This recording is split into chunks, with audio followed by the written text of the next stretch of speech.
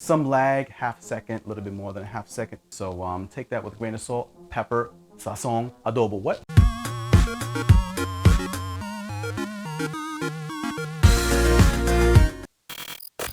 What up, techies and gamers? This is your boy Jermaine with Tech Toys and Gaming, the channel where you get your daily dose of tech entertainment, a little bit of technology, gaming updates, as well as a little bit of entertainment, some laughter. In today's video, we're going to be talking about something for the techie gamer community, especially the gamer community, and I am referring to the mobile gaming community, techies and gamers. And the device I am referring to that you're going to be quite excited for is the Backbone One iOS iPhone game controller, game control pad that you would use only for iPhone techies and gamers at this point in time anyway. Sorry Android, but there is plans for that to be adapted soon. Now I found this to be a pretty good topic of discussion since the mobile gaming platform, at least when it comes to really serious, I guess console-like gaming on mobile devices, has not really yet fully taken off 100%, so to speak. I don't know if there is a 100%, but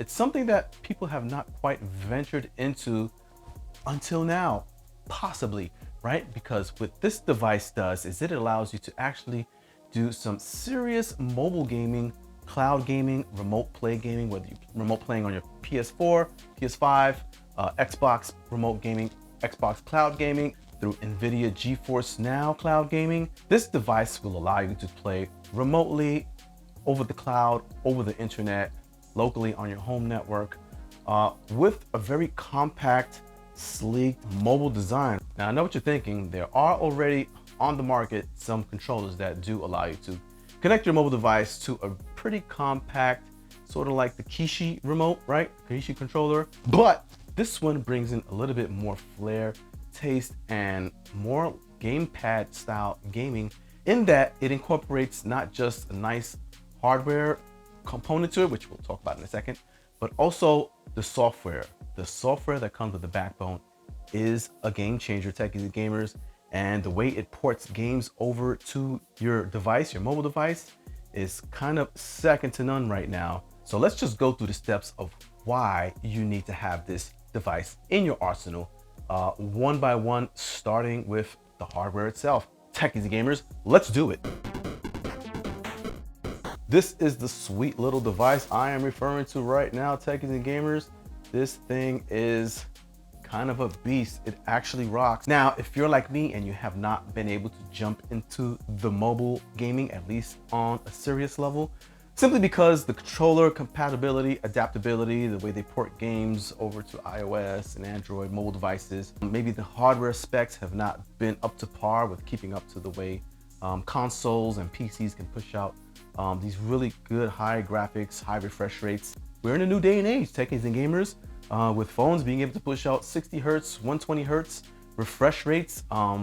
That kind of already is out the window, right? And now with the CPUs and GPUs that are being put into these mobile devices, it can handle the load. Now looking at the hardware itself, this offers a nice level of durability from front to back, basically, right? This is very sturdy. You can actually throw this in your bag and not really worry too much about it getting damaged. I actually port this to work with me. I throw it in my bag, no case, no nothing, and this is kind of a beast. It's going to be able to handle a little bit of bumps in the road. Pretty stable and sturdy. They definitely give a nice little tug and pull. So when you put your phone into this, it definitely gives a nice little lock. And if you look closely, this actually pulls from both sides of the device evenly. The engineering has actually spent quite some time, I see here. The buttons themselves are awesomely tactile with a nice little light clicking sound you hear to it. The triggers as well are analog, so they are pressure sensitive. So if you are doing light to heavy presses, whether you're pressing it halfway or midway, those triggers will respond accordingly, techies and gamers. Analog sticks here click in, so you do have that click in feature, and the rotation as well is very synonymous to the Nintendo Switch. The D-pad itself, a little bit mushy for my taste. Your thumb, if nothing else, won't get fatigued playing via the D-pad. Another cool feature on the hardware spec side of it is that it actually has a pass-through charging port. Another cool feature is that it actually comes with an audio jack, 3.5 millimeter, for all you audiophiles out there who prefer to use nice big headphones and to be wired without any audio latency whatsoever. And then you see this little square icon button here on the right. That is actually for capturing in-game gameplay, whether it be a screenshot or to start your actual recording, Techies and Gamers. That is right. You can start recording and screen captures very quick and nicely with that button on your controller, and you can actually save it to the Backbone app. And from there, you can actually save it to your mobile device, to your iPhone. 1080p, 30 FPS, and now 60 FPS, Techies and Gamers. That's right. You can record 1080p, 60 FPS with the Backbone, and it saves it to the Backbone app. And in the Backbone app, you can actually edit your recordings and save it to your camera roll, Techies and Gamers. Now, by the time of the actual manufacturing and I guess pushing out to the public of this controller, we were working with the iPhone 12 and the iPhone 13, I guess concepts leaks, nothing has come out. You'll know that this is not compatible, not completely, with the iPhone 13 out of box, simply because the camera module on the iPhone 13 Pro is much larger than the 12, so it won't fit properly. It'll be very difficult to actually cram and squeeze your iPhone 13 Pro Max. The camera's gonna block it. It's gonna be protruding out and it won't lock in so well, may slip out, may not connect firmly with the actual lightning adapter there in the front of it. So few problems with that, but Backbone has thought of a solution. And the solution that Backbone has incorporated is this new little adapter that you would attach to the top of your Backbone, Techies and Gamers. A little adapter that you can actually order and get sent to you for free from Backbone. You can't really go wrong if it's free, right? I did actually have to pay a little bit of shipping for that, a few bucks, but that's fine because it got to me relatively fast. 3 weeks, Techies and Gamers. Essentially, all you have to do is take this adapter and click it onto the backbone of your device and slide it over to the far left, and it fits just like a glove. And what that adapter does is it allows your iPhone 13 Pro Max to lift ever so slightly off of the back of the Backbone. And with that little bit of space that it provides, it allows your camera to actually sit nicely and to lock into place, and you won't have any issues with the iPhone actually falling out or slipping out of the casing. Now, I will say that one pet peevish thing that I do have about this device is that it does not allow the iPhone to fit into its housing, its fitting, without having to take off a case, right? Whatever case you are wearing on your iPhone, it just will not fit into this particular controller. It is designed precisely to fit just the iPhone body itself. You'll find that the thickness of the casing, however slim you think you can get it, it's still just going to be slightly out of range of being a perfect or close to perfect fit. So word of advice, just get used to not having to wear a case, or have a case that's easy to take off. Now, the Backbone Companion app is a nice little one-stop shop user interface that kind of looks like a PlayStation or Xbox game console menu style setting, where you can manage all games from the App Store, Apple Arcade, your cloud gaming such as Xbox, Google Stadia, everything in a nice little one-stop shop user interface, and launch your application from there. And it doesn't stop there, Techies and Gamers. It also actually can manage your game recordings, live chats, feeds that you can actually create in the Backbone. You can have a nice little Backbone community going. You can actually share to Instagram and other social media from the app itself. And Techies and Gamers, you can live stream to Twitch via the app as well. Now, you don't actually need the app to play games on your iPhone. You can launch the games themselves independently, which will require more work. You have to go search for it, that sort of thing. Because of the way the software actually integrates all of your applications, all of the cloud gaming, all of the sharing features, your screen recording, this is what is going to separate itself by miles from its competitors, Techies and Gamers. And because it's also a mobile gaming platform and you can do this stuff on the fly as long as you have a great 5G or LTE connection, the sky's the limit. Basically, in the settings, you can actually customize your buttons and your button layout the way you want it. So that is also another thing that's going to separate itself from the other platforms, from the other hardware, Techies and Gamers. Now, with all the talk about games and mobile gaming, what games can you actually play on this, right? That's the whole topic of discussion. What can you play on this Backbone? What is it compatible with? What platforms? Let's get into that. So for starters, I just want to throw out that Backbone actually has a nice, big, comprehensive list of all the games that are actually compatible with this game controller, techies and gamers. That's right. You will see that there are over 1,000+ games on that list. So you won't run out of content if you are worried that this does not port in games that you like, and it will continue to port in new games as we move forward into the future, because you can't move into the past. Why? And that's just 1,000+ games that are on, the cloud gaming services, the App Store, Apple Arcade, and so forth. It does not even mention anything about emulation and emulators, techies and gamers. We'll get into that in a second, because that just opens up a whole new platform and world for thousands of more games. Now, with the several games and platforms that I've actually tested on this device that I've been using, that I've been liking actually, I found that the performance is quite interesting. Varies, of course, from platform to platform, whether you're playing locally or you're playing over the cloud, but either way, all of them have seemed to work in their own way. Now, playing locally with Apple Arcade and any games you download from the App Store, you will find that the input lag is non-existent. You are playing as if you are playing on a console. The input lag is super low latency, simply because you are directly connected with the lightning cable. So techies and gamers, do not worry about any sort of lag when you're playing any of the local games. Moving from the local games, let's go into the remote games. If you're playing Xbox remote or PlayStation remote within your home, within your network, provided that you have a decent network and Wi-Fi signal, you will find that the latency is also very low, though not as low as you would be getting if you were playing locally. But either way, a lot of those games are very playable on a remote session, techies and gamers.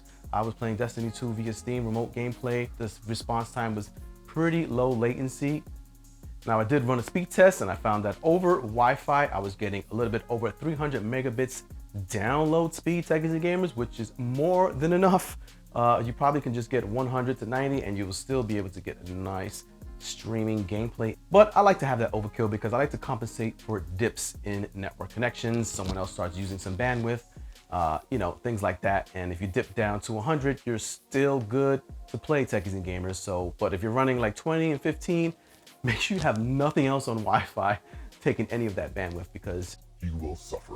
In terms of some of the games I decided to try and play, one was Breath of the Wild Genshin Impact, right? That game is quite awesome and plays buttery smooth over iOS, techies and gamers. If you're working with the iPhone 13 Pro or Pro Max and you have some of the latest chips, A14, A15 Bionic, you will find that that game is super smooth, playing at 60 FPS. There is an option to play it at 120 FPS. But play it at your own risk, as you'll find that it may get your phone a little bit hot, and then you're going to suffer from a little bit of frame drops, a little bit of lag. So I would recommend just sticking at 60 FPS at super high quality graphics, and you can play that for hours, techies and gamers, like I did. I also tested Call of Duty Mobile, and I found that playing that game, I don't play it much, but when I did, I felt like I had a cheat code. Playing with this controller, I was able to actually come out as MVP on every match, simply because my aiming and my shooting and everything was pretty much on point. It's very comparable to playing on the consoles. Now, I wouldn't recommend playing competitively over Wi-Fi, because you will see that there is some lag and you really need that fast response time if you're playing competitively, techies and gamers. But for casual gameplay, awesome, sawsome, bossum. That's not a word, don't ever use that again. There was a little bit more lag on the cloud gaming experience than it was from the home Wi-Fi experience over remote gameplay. Simply because you don't really know the stops in between, like your network, in terms of external network that it's making, right? It's gonna have to hit the Xbox cloud service, Stadia service, and that has to come back to you. Who knows what's happening in that route in between? Some lag, half a second, a little bit more than a half second. So take that with a grain of salt, pepper, sazon, adobo, what? Now, there were instances where I lost resolution fidelity, right? Some resolution quality. So you'll see that it dips from 1080p to 280p, 480p. So there are probably some dips in network connection. So it compensates by dropping the resolution so that you don't lose frame rate. Kind of a little bit of an annoyance. You don't want to be playing at 1080p and see it drop to 480 is you can definitely notice the pixelation, techies and gamers. And last but not least, emulators, techies and gamers. I've actually tested an emulator for Nintendo platforms called Eclipse, and I will say that the process of getting that to work and downloading the zip files, all the ROMs, and getting them installed or saved to your phone was a little bit of work. But once you get that set up and you get all the games you want, you have them in a folder in your Files app, you can launch them directly from the Eclipse app. Now, the gameplay on that is fantastic. I played a little bit of Metroid, some Contra, and the response time is instant, techies and gamers. So emulation with the backbone is awesome sauce. If you want me to do a little video on how I set up Eclipse, leave a comment in the description. I'll definitely create a video on how I get that emulation set up and how to configure it and make it work. Fantastic, techies and gamers. To sum it up for you, techies and gamers, would I recommend it? Absolutely. You cannot be a mobile gamer and not have something like this in your arsenal. Now, I know the price point coming at $100 is nothing to actually sneeze at, but once you actually get past that and you start playing it, you're going to see that it's going to be well worth the expense, techies and gamers. Now, I was fortunate to get it on a Black Friday sale for like $65. So if you can find it on sale, definitely shoot for that. Is it a Switch replacement? Probably not. Switch in itself, it's unique, has its own benefits. It's definitely awesome for mobile and portability, has its own exclusive titles that you will find very difficult to actually emulate, for example, on an iOS device. The advantage playing on your iPhone with the backbone is that when you're on the go, you have an LTE connection. So you have network. So a lot of the games that are dependent upon network connection, you have no problem because you can connect to the network over your mobile device, techies and gamers. The Nintendo Switch, not so much. I dare you to try to connect to a hotspot or something. Now, some games you play on the backbone are not fully controller compatible. Well, they are and they aren't, right? For example, Call of Duty Mobile, you do fight and shoot it out in the game with the actual controller, D-pad, that sort of thing. But when you're in some of the menus, you will find that you'll have to reach over and touch the screen to actually interact with the game. Cloud gaming is good in the home on Wi-Fi where you have a very stable network, but on the go, over LTE where you have spots where there's just kind of dead and you're trying to play cloud gaming, you're gonna find that you're gonna lose connectivity, network drops, slowdowns, you may just get disconnected completely. So that right now is not fully ready for prime time. But in the home, you can definitely get away with it. One thing you will find a problem with is that when you're porting over console games, for example, playing remote play over your Xbox, over your PC, you're gonna see that you're going to have a problem with text because a lot of the interfaces over console games and PC games are made for bigger screens, monitors, TVs. So when you're kind of getting it really small to the size of an iPhone and trying to play Destiny, we have to fiddle through the menus and read things. You're gonna find that you can't read it. It's just way too small. So just something to keep in mind. The other thing that kind of set off my spidey senses is that you have these subscription services. You have to worry about Xbox, Stadia, any of these subscription services that require you to pay on a monthly basis, then you will see that you'll be dishing out some money just on the subscriptions alone. And then you have things like from the App Store that may be pay to win, purchase, in-store app purchases, that sort of thing. So that you see that the expenses start to compound over time, but that goes with any platform, techies and gamers. So if you're looking to delve into mobile gaming, then this would probably be the best device right now to use to jump into. There is the option to actually get an Xbox controller or PlayStation controller and mount your phone on top of it with one of those clips and play it, but that in itself is not really practical in the sense that it's not conducive to the portability, right? You have to actually carry the controller with the actual clip, and your phone is just a lot of things to carry. So it's not really an all-in-one, so to speak, resolution. At home, it's fine. I would actually connect my controller to my iPad and play like that on a table or something like that. You may experience a little bit of input lag because it is Bluetooth and it is wireless. And on the topic of subscriptions, you have to worry about the fact that Backbone now will give you a year free with the Backbone Plus app usage, right? But after a year or so, you'll be paying $50 a year to be in the Backbone Plus community, techies and gamers. So just bear that in mind. If you're looking to save some money, you don't actually necessarily have to use the app. You still can use the controller in all its glory with every other game you want. All right, techies and gamers, with all that said, thanks for watching. Appreciate you coming by. Check out this review. this little look, this little insight into mobile gaming or the future of mobile gaming. If you have any questions or comments regarding this device, please leave those in the description below. There is a lot to be discussed and said and debated about this kind of device when it comes to mobile gaming, the viability of it. So I'm looking forward to getting into a discussion of it based off of my experience, what others out there may have experienced. So let me know what you think of this device. As usual, like, subscribe, all that good stuff. Give this channel some feedback, some love, and I'll see you in my next video, my next review, the next time I shovel dirt because I'm burying somebody. What? Forget I said that. What?